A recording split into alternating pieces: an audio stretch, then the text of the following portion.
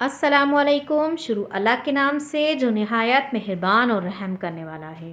आज मैं आपके साथ शेयर करूंगी विंटर स्पेशल में आलू अंडे का सालन।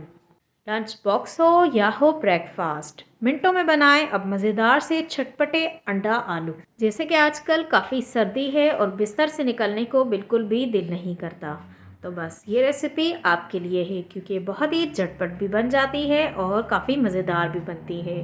तो आप भी एक बार तो ज़रूर ट्राई करें। मज़ेदार से मिनटों में अंडा आलू पकाएं और गर्मा गर्म पराठे के साथ नौश फरमाएं। इंशाल्लाह बच्चे हों, बड़े हों या बूढ़े हों, सभी को बहुत पसंद आने वाली रेसिपी है।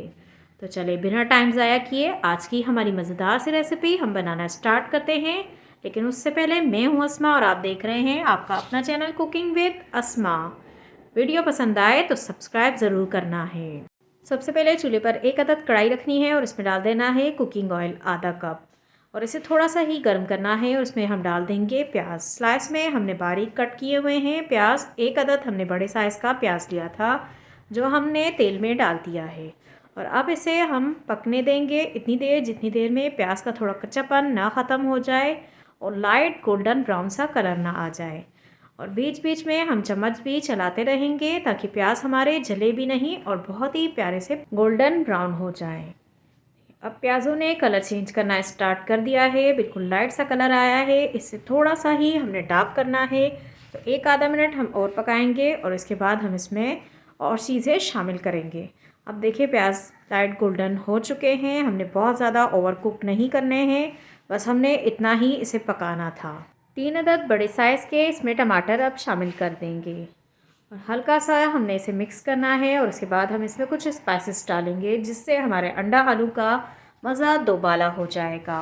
पौना चम्मच नमक या हस्बे ज़ायका, पौना चम्मच ही लाल मिर्च पाउडर या हस्बे ज़ायका, 1 चाय का चम्मच धनिया पाउडर, आधी चाय की चम्मच ज़ीरा पाउडर और 1 चाय की चम्मच हल्दी पाउडर।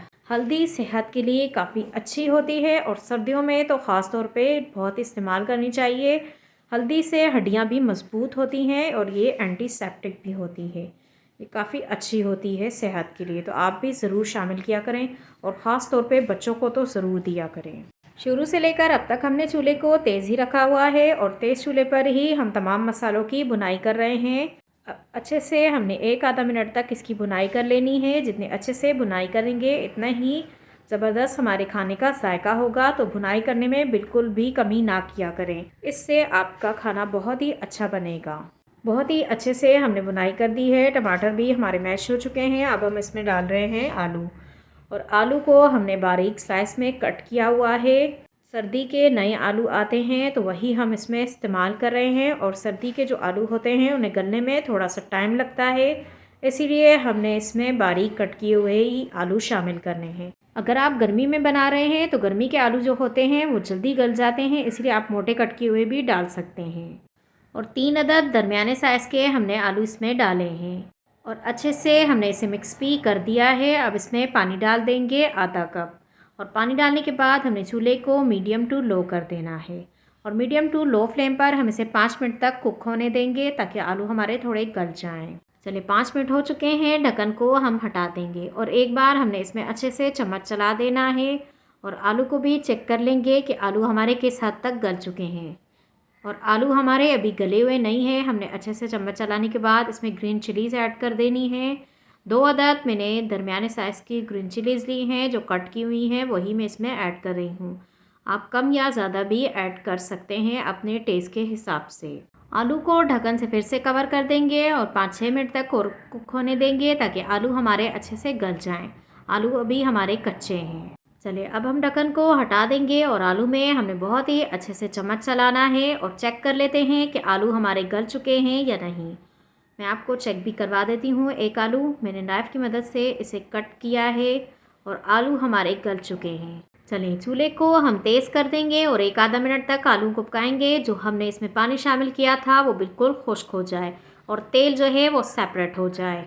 इस तरीके से आलू की बुनाई भी हो जाएगी अच्छे से और आलू का मज़ा दोबाला हो जाएगा और पानी जो है वो भी बिल्कुल ख़त्म हो जाएगा। चलिए तेल सेपरेट हो चुका है, पानी जो था वो बिल्कुल खुश्क हो चुका है और एक आधा मिनट ही लगा है हमें इस अमल को करने में। चूल्हे को हमने तेज़ रखा था। अब इसमें शामिल कर देंगे अंडे और मैं इसमें डाल रही हूँ 6 अदद अंडे। आप इससे ज़्यादा भी डाल सकते हैं और कम भी डाल सकते हैं, जितने आपको पसंद हों। अब इन तमाम चीज़ों को हमने अच्छे से मिक्स कर देना है ताकि अंडे हमारे अच्छे से पक जाएं। अंडों को पकने में बिल्कुल भी टाइम नहीं लगता, 2 से 3 मिनट ही लगेंगे अंडों को पकने में और इस तरीके से हमारे मज़ेदार से अंडा आलू तैयार हो जाएंगे। अभी अंडे मुकम्मल तौर पर पके नहीं हैं, लेकिन उससे पहले ही हम इसमें शामिल करेंगे ढेर सारा हरा धनिया। इस तरीके से बहुत ही मज़ेदार फ्लेवर हो जाता है जब हम आधे कच्चे पक्के अंडों में धनिया शामिल करते हैं। तो मुझे तो बहुत ही पसंद है, आपको भी पसंद हो तो आप भी ज़रूर शामिल करें। इससे अंडा आलू का टेस्ट जो होता है वो दोबाला हो जाता है। अंडे हमारे करीब पक चुके हैं, हमने बहुत ही अच्छे से अंडों को पका लिया है, तेल भी सेपरेट हो चुका है। चूल्हे को हम नीचे से बंद कर देंगे और इस तरीके से हमारा मज़ेदार सा आलू अंडे का सालन तैयार है। एक बार तो आपने ज़रूर ट्राई करना है, इंशाल्लाह आपको भी बहुत ही पसंद आएगा। अब इसे खाने के लिए सर्व करें और गर्मा गर्म पराठे के साथ नोश फरमाएं। बहुत ही मज़ेदार लगता है, आप भी एक बार ज़रूर ट्राई करें। गर्मा गर्म मैंने साथ में पराठा भी बना लिया है जो काफ़ी गर्म है और टूट भी नहीं रहा है। थोड़ा सा ठंडा हो जाए फिर मैं इसे तोड़ूंगी और मज़े से इंजॉय करूंगी आज का मज़ेदार सा आलू अंडे का सालन।